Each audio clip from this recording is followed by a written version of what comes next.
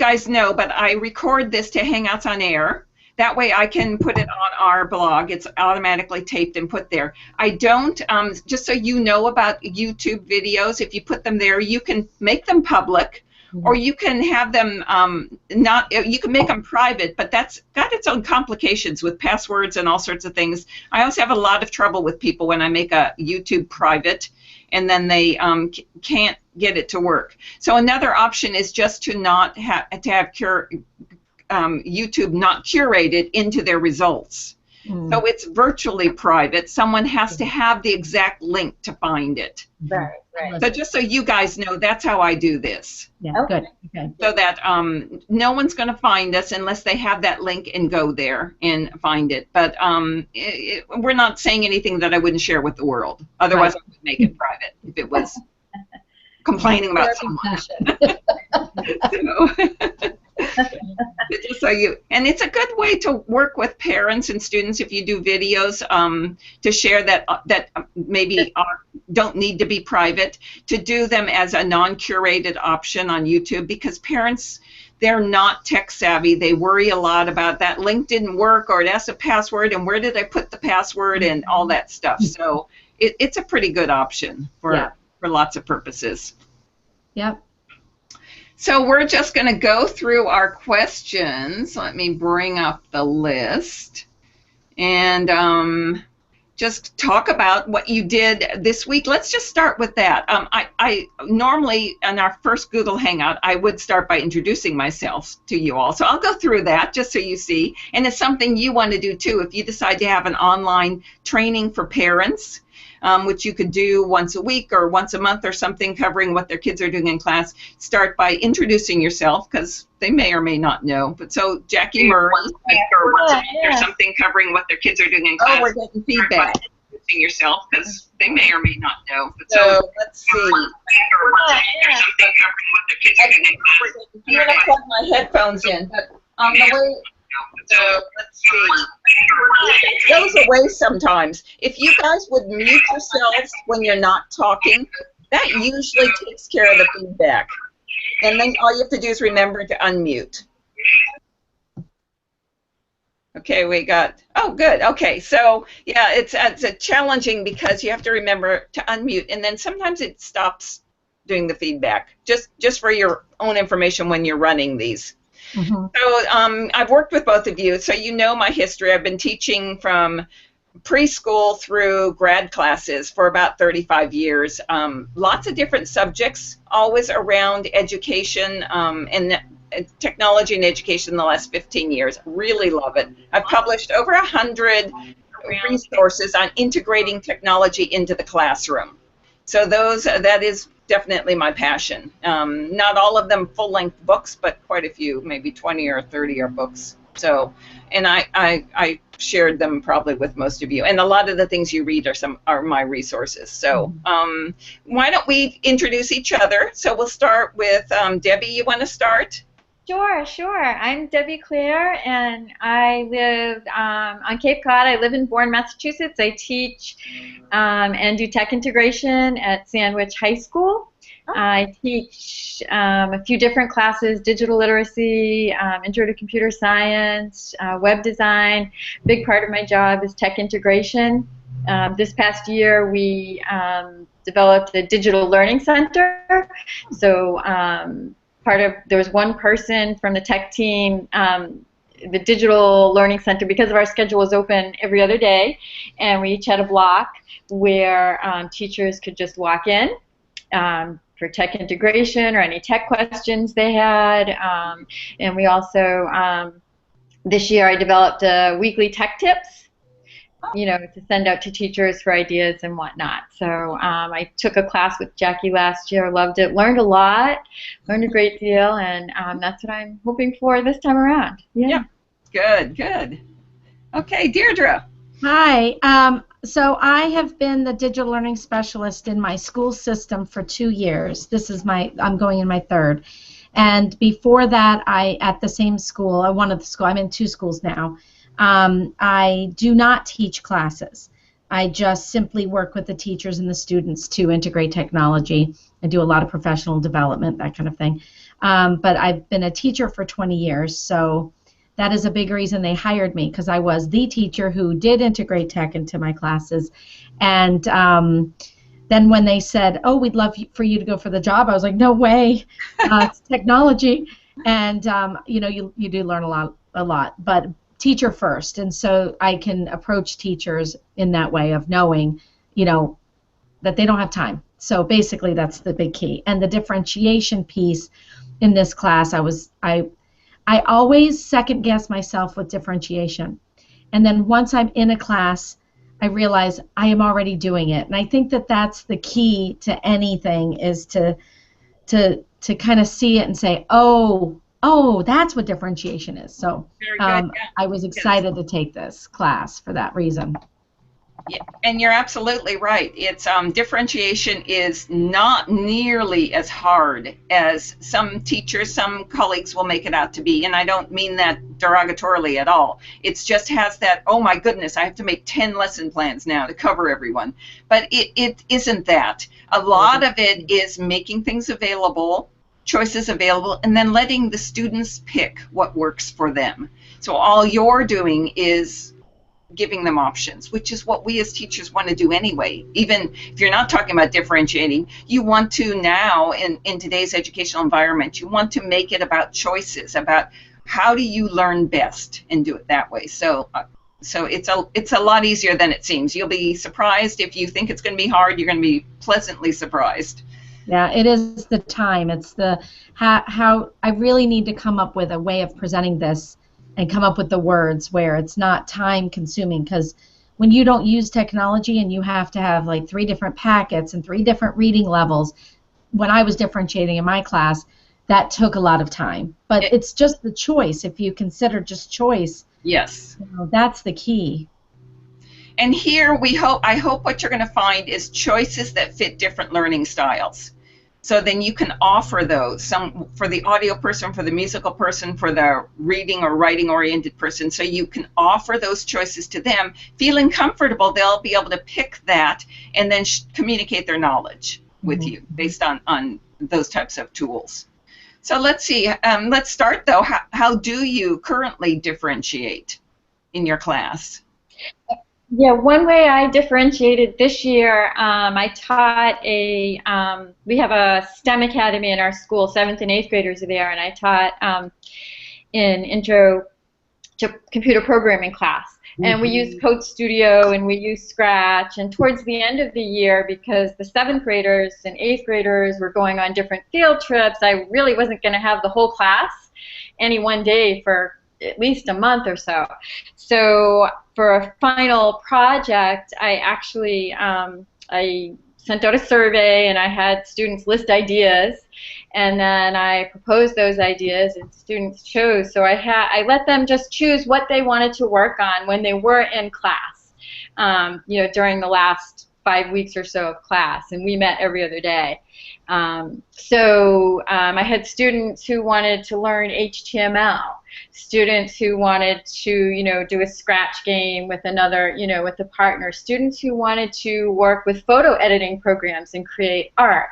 So I had students working on several different things, their choice. I had a student who wanted to use Code HS to learn to code in JavaScript. Oh my goodness. That program.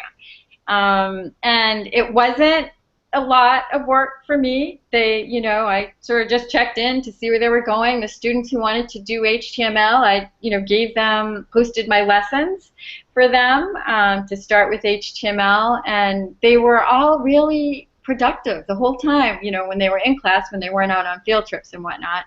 And it worked out good. It was their choice, so they really took ownership of it, I felt. That sounds like Genius Hour too.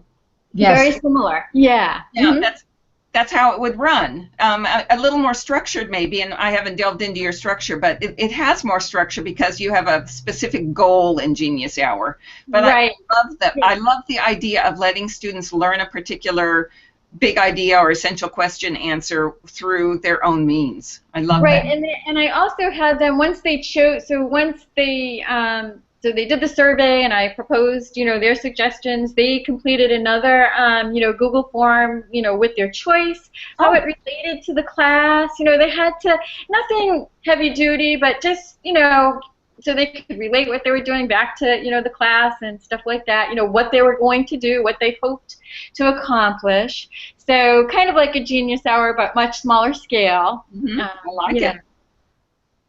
All right. I did the Genius Hour without knowing that there was a name for it years ago. And it was just because it really was the I'm done now what thing. And it was they chose, it was about the topic, kind of general. I taught science, so it was 6th grade. So I had them have a little section in their notebook to keep all their notes. And this was actually even before technology was around in my classroom. So they just really wrote and researched and went to the library. But so before I'd taken a differentiation college level course. And it was really truly reaching all learners. So you had the 3 tiers. So in my mind, that was differentiation of how do I get work at this level, this level, this level. And it is a lot of work. So I was so excited to find Newsela, or News ELA, for the differentiated reading levels. And that was so, because I had little textbooks that were same cover but had different reading levels. So Newsela was so great for me. And then also being able to go on the internet and finding, making the level a little bit lower each time or higher. So that's how I actually differentiated in reading styles. But the choice thing, that's it. So so wrapping my brain around this class and everything that's come up, I guess I wasn't necessarily differentiating the material. I would say one app, but I'd have them add more to their project or something, or another page if they were done, they could add more, so or less, and I would modify it if I had to. One last thing I did was a green screen project we did for social studies, and it was they were a news reporter from their adopted country. And so they had to talk about the 5 themes of geography. It was a huge undertaking, and we actually changed it after we did it. It was too much.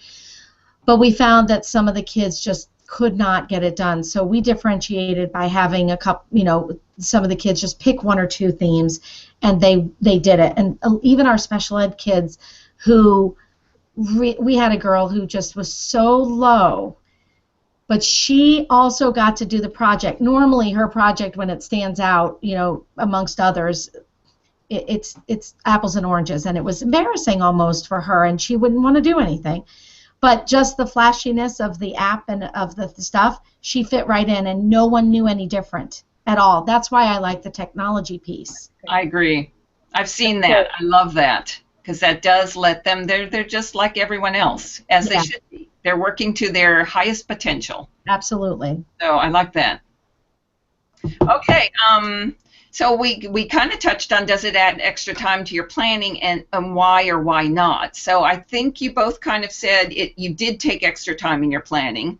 So tell me how that worked out. How did it take so much that you were discouraged, or other people in your school, do they say it's discouraging because I have to spend so much extra time? How's that work?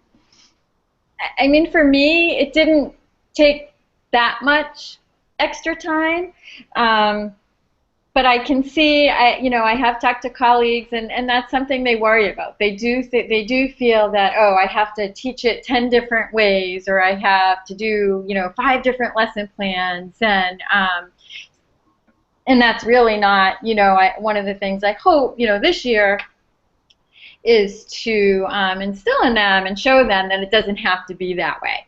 That there are lots of other tools out there. That you don't have to have 5 different lesson plans and things such as that. Just giving choices and options. And I find that a lot of teachers aren't ready to sort of give students that many choices. I don't know, Deirdre, if you feel that way. And especially, and I think in one of the things I read, Jackie, and I've read this before, that some teachers feel like then they have to learn 5 different apps or whatever if they're, giving choices, and they really don't, because the kids will, most of them, they'll learn and they'll teach each other, and they'll take that jump where that makes some teachers uncomfortable. Mm-hmm. Yeah, I agree. When you're picking the apps that you want to offer for the differentiation, and there are enough available out there now that it's very reasonable to pick ones that are intuitive. So if you have to struggle and spend hours learning an app, you probably don't want to give it out as, okay, answer this essential question and address this big idea using this app, and now take 2 classes to teach them the app. That just isn't where we're going anymore. So apps are, and web tools in general need to be intuitive and user-friendly. So if you come to one that you just really struggle to learn, it's probably the wrong one. Absolutely. Yeah. Yeah. So as in Genius Hour, first of all, Jackie, I love the rubric that you have in the lesson plan. Good. So teachers give rubrics, and then I come in, and I don't have to give grades. I don't have to, which is a beautiful thing. I don't have to do any of that. But the teachers in there, it's all about the material and about the outcome, the final outcome. But there's nothing about the process, and that's where I come in. It is all about the process. Exactly. So I loved the rubric and having them even self-evaluate with this, and I think that that's where differentiation will take less time once the teacher can use a rubric like that and grade them on that piece, as opposed to just here's your final outcome. I also think that, just like Debbie, you do in your with what you did in your class with all the different programs of choice that you gave them, I think that you become a manager. If you go in knowing you're a manager, you have the basic thing you're teaching, let's say chemical changes in science. So if you had chemical changes that you were teaching, they just show you how they know about chemical changes with an app, with a drawing, with a dance, whatever it is. And if you can kind of let go of that control of, I need to have a final thing, one project, everybody looks the same, if you can give up some of that control, that's the hardest part for me, is that I call it chaos, and it's not, but just kind of like letting them choose. And if the basic material is there, I think it's actually better when the teacher doesn't know how to use an app, because the kids are on their own, and they have to problem solve, and the teacher's not solving their problem for them. And the #1 rule is, don't raise that hand. Feel it out, work with someone else, then come to us. But your teacher doesn't know it. So when they depend on themselves, it's wonderful. Agreed. It builds and instills some confidence in them, Yes. that they can work, they can work through it, they can problem solve. Yeah, yeah. Absolutely. Right. And the days where we said, okay, write a book report and use Times New Roman, size 12, double spaced, don't even go there. Who cares? But the direction would be, make it readable. Mm-hmm. So then they'll find their own font that's readable. Then they'll realize, okay, single spaced is a little hard to read, and they'll come to their own conclusions, which they'll keep them, rather than saying, okay, this teacher has all these rules. So that's where we're headed. I wish I could tell the English department that. Oh yeah, you can't. Oh, don't. Yeah, MLA format. So. Well, that is true. No, I absolutely understand that. Yeah, they have to learn MLA or whichever format they're using, and a macro is good for that. Have them set up a macro that. Oh yeah, I never thought of that. Then they don't have to remember all those 5 pieces. Right aligned here and double spaced here and whatever else, centered title. Yeah. So a good macro. Great idea. Okay, Genius Hour. Okay, we talked about Genius Hour, differentiate for student learning styles. Anyone have anything to add to that? I did a Genius Hour. I was teaching a digital portfolio class a few years ago, and I had a small group. There were about 6 kids in the class, and so one of the things, they were creating their own digital portfolio, but I thought, oh, what can I add to this class? And so we did a Genius Hour. I did a Genius Hour with them, and they had to create a proposal and present it to the class. And I had one student who ended up doing hers about, why YouTube videos go viral. And she did it, she did an amazing job. Another student was working on something to do with video games. Another student was really into music.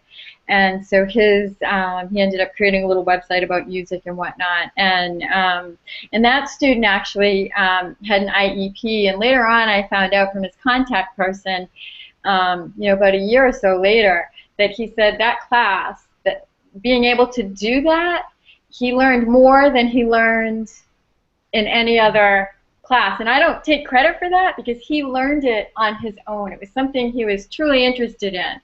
And but he built a website and whatnot through place to put all his information and stuff. And so that was so nice to hear. But it was because he was so invested in it. It was you gave him the opportunity, though. That was it. But then so it's I think I would like to try to incorporate the Genius Hour in other classes, time permitting and whatnot. Yes, and you have to get buy-in of everyone, so they don't quite understand it at times. Yeah. Did you have anything to add to Genius Hour, Deirdre? No, I love it. I will tell you, I was invited by the principals in we're a tri-town, we're 3 towns together, and it was called Think Tank, and I guess administrators are going through this is the new thing for them. And I was invited to learn the spheros and coding with round balls, and it was really fun. But I was invited for that, but they had a recap of the Think Tank the month before, and it was on Genius Hour. And they were talking about how excited they were, all the administrators. It was superintendents, it was principals. And I said, I am so glad to hear that principals and administration is jumping on board with this, because every other thing I went to, workshop or seminar, it's all teachers, no administrators. So you're right. Now they're jumping on board and they're excited about it. And I said, because when a principal walks by my room, talk about project-based learning, I'm nervous that they're going to just see, a lot of moving around and chaos, and they're not going to understand the process. And they agreed, and they said, it's coming forth, and now part of their evaluations are that they have to know these things. So every principal in my towns, all the 3 towns, started a Genius Hour for the kids. They themselves started it, a kickoff. Now they're insisting on a makerspace in every class and school. And I was like, thank goodness, now they're coming on board with where we are trying to go. Very interesting. I like that. Yeah. That says it all. That's Absolutely. exactly what it is. So you don't have to sell it. If you hadn't had that buy-in, then I would always say before a Genius Hour and any number of our techie stuff, you pre-sell it to your admin, to your parents, everyone, so they see that it's not a waste of time that you Yes, absolutely. Yeah. Explain how presentations differentiate. Okay, that's probably pretty obvious, but what are your thoughts on presentations differentiating for student learning styles? When we force them to, everyone's doing a play, or everyone's standing up and giving a report. Boring. What's the problem with that? You want to go, Debbie? Yeah, I think, again, it goes back to choices. And some students, may like to write a report. Some students, want to, create a movie or, create some sort of presentation, whether it's with PowerPoint, Prezi, or, some other presentation, slideshow, Google Slideshow or something. I think, and are we talking about like presentation of a final product or? Anything. Yeah, I guess giving students choices to present their knowledge in a way they're comfortable demonstrating. And they feel that, okay, this is a way I can really communicate myself, where this writing stuff I can't because I'm dysgraphic and they won't know that, but I have a lot of trouble. But when you give them a chance to make a podcast or an audio or something like that, they suddenly blossom and they just start understanding their strengths. So you're absolutely right with that. One of the classes I mentioned that I teach, it's called digital literacy, and all freshmen at the high school have to take this class. And the class obviously has evolved in the last 10 or 12 years that I've been there. But one of the premises of the class is all the tools that we use in the class, they should be able to apply, and all the skills they learn, they should be able to apply, from that class and beyond through the high school years and, even beyond that. So we try to connect them with a lot of different tools that they can use for different presentations and other classes and things such as that. Very good. I like that. Yeah. I believe. So I work with our 6th grade and 4th grade teachers are about to retire. And they are stuck on the trifolds, right? So it's big projects. At the end of the year, all the parents come in. So I finally have gotten into them to show other options, and they like the options. So we gave options to the kids. And some still like the trifold board, but most choose different things. And with Common Core standards, they have to present. And, it's such a skill that really hasn't been even graded. Like, we'll make them do a project, they have to stand up and talk about it, but we're not usually grading the presentation because and they need to spend just as much time doing that and putting their point, getting their point out. Yeah. So I was on the lesson plan that you had given, you gave 3 examples, so I kind of got stuck on those 3, and then I realized, it's just, these are ideas, but they can do it in any other way. So I was like, what is a 3-minute board? How do they do that? And it's all technology, and that'll take days. And so I got it, and I was like, oh, okay. So yeah, you're right. They're just examples, and but they do weigh heavily on speaking and listening skills. You're right. Yeah, definitely. I'm a real believer in that. I think people who can talk to people for an interview or a college interview or whatever they're doing, it makes a big difference in their life. So. Absolutely. And most of what we do, we talk to people. So exactly. Okay, screencasts. Okay, I love screencasts. Not that you could tell from my materials, but discuss using screencasts in your teaching currently. Maybe you do or don't. Or now that you know a little more about screencasts, what do you think? You can start using them? I have used them in the past. I haven't created one recently, but I have created them for students, just how-tos and things such as that. One of the and for teachers too, so Power School grading or whatever, that I've done some screencasts for some of the tech tips. Mm-hmm. So and I've used Screencast-O-Matic, Jing. Those are a couple that I've used. Those are good. Yeah, easy to use. You want to pick one that is easy enough that you will use it. So when someone asks you a question, how do I create a poster in Canva? You go, okay, hold on, I'm just going to bring up Canva, I'm going to do it, and then create a video, so you've screencasted it now, and then share it out with them. Because so you want to pick that tool that you find very easy to use. And I like the 2 you mentioned. I like Screencast-O-Matic better because you don't have that step of having to go to Jing's website. Right. Yeah, you can just share the link or post it to YouTube or download it. Yeah. They charge a lot to avoid that step, so Screencast-O-Matic doesn't charge anything. Right, it's free. Yeah, it's an easy to use tool. I like to have students do screencasts too. Excellent. To demonstrate knowledge, or they'll enjoy it. Yeah. So I'm scared to death to do a screencast. Oh, okay. You're going to be so surprised how easy it is. Well, last year in your Tech Infused Teacher, I made a Jing, and to begin with, I was a little, I messed up. You always say risk and fail, so I failed. And then I redid it, and it worked. And it's still on my computer, all downloaded, but I'm still like, oh, what's that yellow dot? And I'm a little nervous.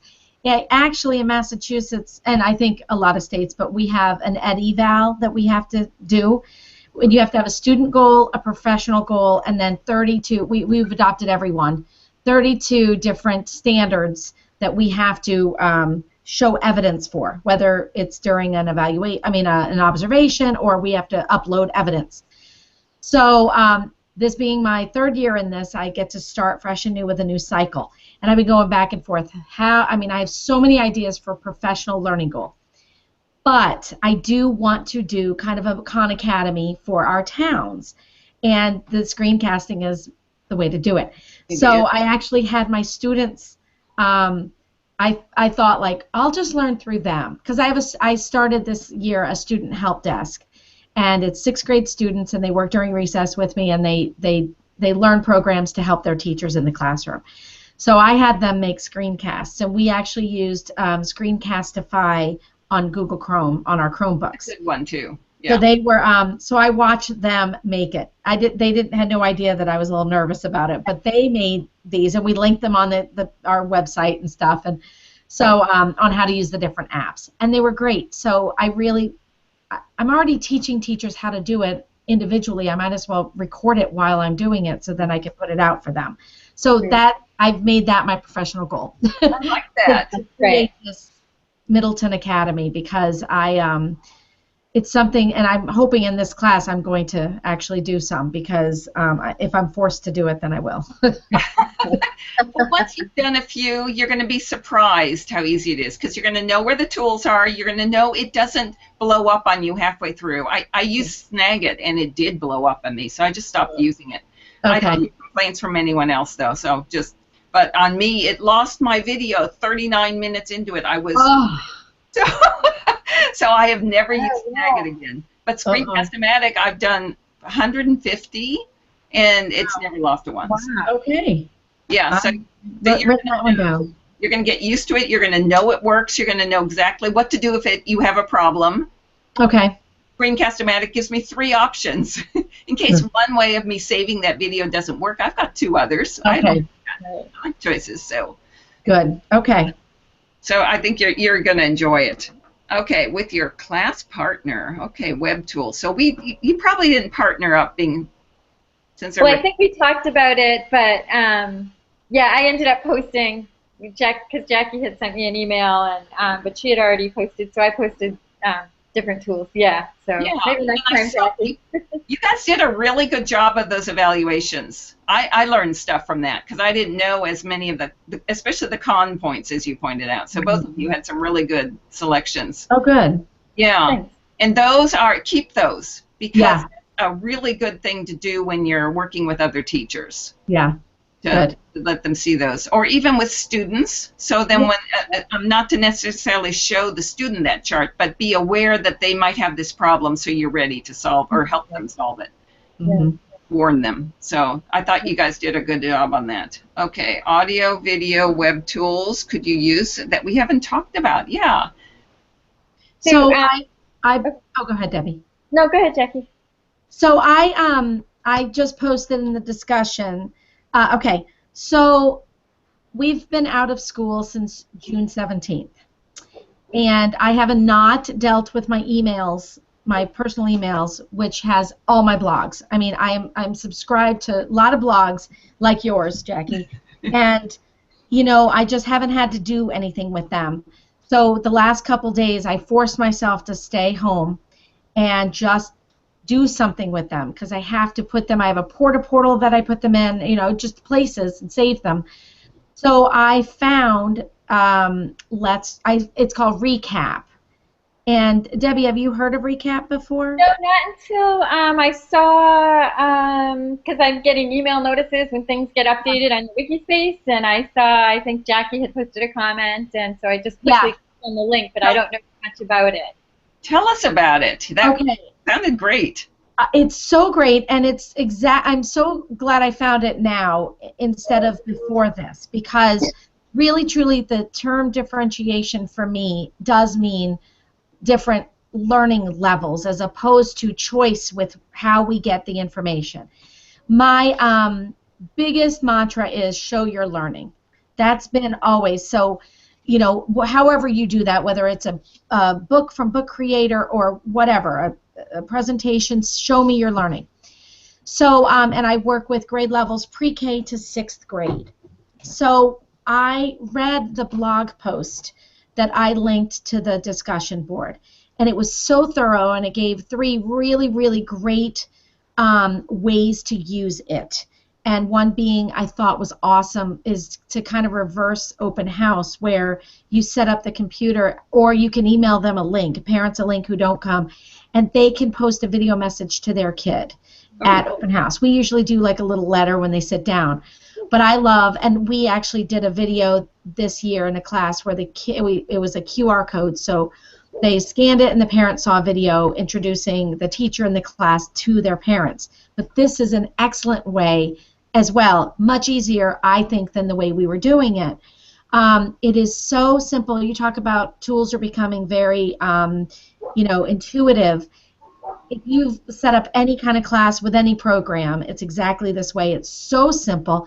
Kids can, we are a GAF school, but we don't actually have Gmail set up for the kids. It's a Gmail address, obviously, or an email, but they don't get email through us. So a lot of the sites, like BlendSpace and all of those, you have to have an email. So I like this because you don't have to have an email. You either give them a code, or they can access it by email. And you just set up your class. And I practiced with some friends of mine in 2nd grade. So because they like the digital portfolio, they're trying to figure out Seesaw or a different method of keeping the kids' work. Now this is really only video, but what's really nice is that they can show their learning. You as a teacher can post a question, and then they just click, and you can record from a computer or an iPad.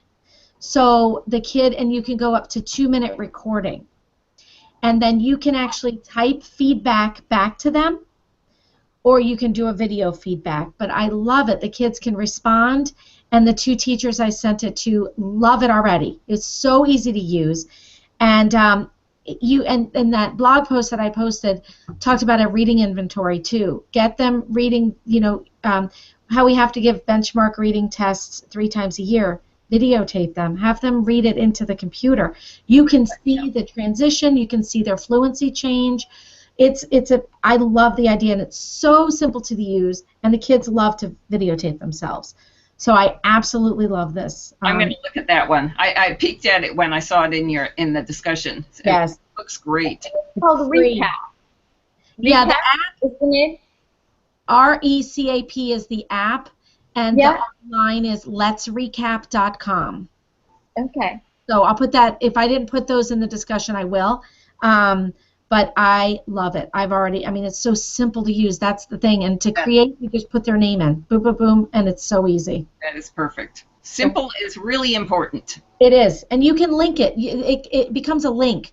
So, again, the kid could even interview someone at home, and they just put it right into their class on their iPad. They just link it. So if they're interviewing, we do a lot with the veterans, and interview a veteran or whatever. They can just interview the person, their grandfather or their mom, right in the app. They can videotape this person answering the questions, and they have it. And then you could send it. You could send the link to any parent, and they could make a video, and it goes right back into their portfolio. Awesome. That's cool. Yeah. Did you find anything you were real excited about outside of what we talked about in class materials, Debbie? So one of the some of the things I've used in the past, Powtoon. Oh, good one. Animation, yes. Yeah, that's fun, and I actually added that. I just added that today to my table. Podomatic is another one I've used in the past, and I went back to it. I haven't used it for a little while. I went back to look at it today, but they've added a feature where you can add pictures now. Up to 150 pictures, I believe, which I thought was quite a bit, and you can add music to that. And so that's another sort of video. Podomatic? Podomatic, yeah. So Podomatic used to be just audio. And we add this mini cast. I think it's called mini cast, where you can incorporate now images to go along with the audio.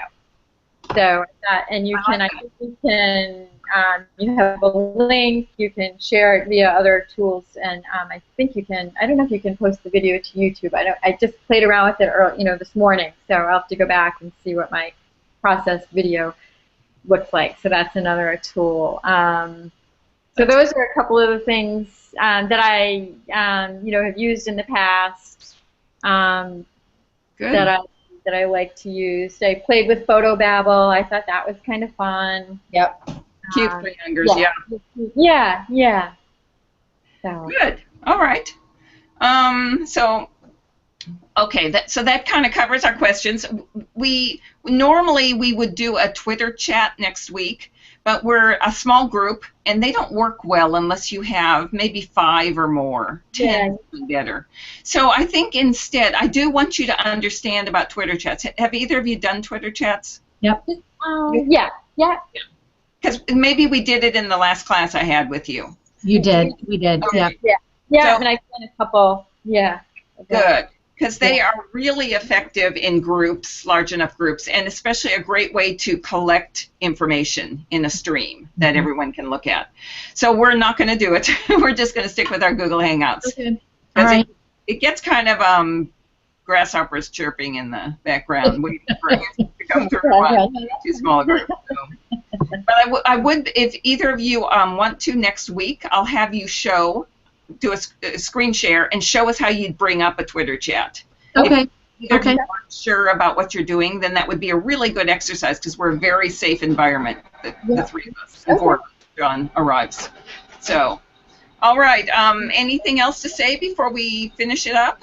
No, I want to throw a plug out there. I know you live on the North Shore, Deirdre, but we're running Ed Camp Cape Cod next Monday, August 1st. I love it. We have an Ed Camp North Shore in September. So this is our fourth one, and it's being held at Mashpee High School this year. So we have a consortium of teachers. It's been at Sandwich High School twice, Falmouth High School 1 year, and this year Mashpee High School. So I just want to throw that out there. Did you go to the Boston one? We do. We go to the Boston one every year. Yeah. Do you? Yeah. So Steve Goditis, one of the organizers. I know who he is. Yeah. He is now my director of technology. Oh, wow. Good for you. So excited. He actually was my daughter's principal here, and for 3 years. Oh, wow. And we took, from my town, Manchester, we took our director of technology and curriculum, and we stole him, and he's now our superintendent. Oh, that's great. So then he brought Steve along. So Steve's my direct co-worker. Like, we will work every day together. I am so excited. That's wonderful. Awesome. That's great. Awesome. Yay. Anyway, So I think our next one is Saturday. Okay. So let's see what I put down. Oh, no, I left it the same. Okay. So Okay. our Mondays, I left, oh, wait a second. Yeah. I wouldn't be able to do next Monday because that is our Ed Camp, and I'll be, for Monday's August 1st, right? Yeah. I wouldn't be able to do Monday because I'll be there. I meant to change it to, I've got today's date down for week 2 Google Hangout, but this Saturday would be the right date. I got my days off on here. Anyway, so it'll be the July 30th at 9 again, but on a Saturday. Okay. Does that work for you too? I think so. I'm going to a lake house, but they have internet, so. Oh, yeah, and that's perfect. Yeah. Yeah. Okay. Perfect. You want to always try to figure that. Yeah, you want to figure that this learning is transportable. It happens wherever you are. So don't ever feel like you have to. Okay, I've got this thing going on. No, just bring it along. Invite people to answer with you. Whatever you want. Awesome. Lifelong learning. I could actually have maybe put an Ed Camp session. We did it on Monday, a Google Hangout Ed Camp session, so they could see how it worked. Yeah. Oh, Absolutely. Oh, that's cool. Nice. All right, guys. Yeah. It's been fun. So last year, Debbie, did you go last year to Boston, May 30th? This year it was in March, right? Yeah. I did not make it last year. Okay, so they brought up a man. We were talking about passion in education and how to, ignite it or reignite it, and what makes us passionate about education. And they brought up everything we were saying was very similar to this man Dave Burgess, who wrote Teach Like a Pirate. And I had never heard of the book, but we Skyped with him at lunch. They brought him. We Skyped with him just randomly. Cool. Nice guy. I bought the book. It's an awesome book. But on the discussion board here, I posted something from Ditch That Textbook. I saw that. Yeah. Yeah. So one of the links that I put up there is actually based on the Teach Like a Pirate, 20 different tools to differentiate with, and it's based on him. So it talks about the hook, and it's all about. It's awesome. So he was very inspiring, but this man Matt is awesome too. So take a look at that, because those tools look great too, and they explain it. Thank you. They do. Yeah. Thanks. Okay. Well, have a great day. Yeah, you too, guys. Really fun chatting. Okay. Good to see you again, Kathy. Nice to meet you, Deirdre. Take care. Bye.